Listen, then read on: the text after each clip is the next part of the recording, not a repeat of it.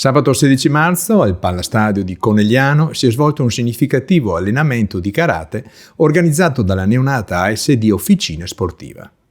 Nonostante la giovane età dell'associazione coneglianese, che aderisce al movimento sportivo popolare, può vantare l'adesione di maestri di alto profilo, i quali hanno contribuito a rendere un successo questo primo appuntamento. L'evento, aperto a tutti, ha attratto partecipanti di tutte le età, dai più giovani agli anziani, provenienti da Trieste, Portogruaro, Milano, Belluno, dimostrando il grande interesse e l'entusiasmo per la pratica del karate, creando un'atmosfera inclusiva e stimolante.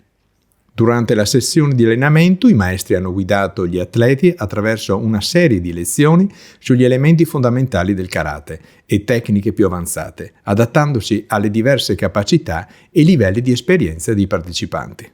La giornata non è stata solo un'opportunità per allenarsi fisicamente, ma anche per promuovere valori come il rispetto, la determinazione e la perseveranza.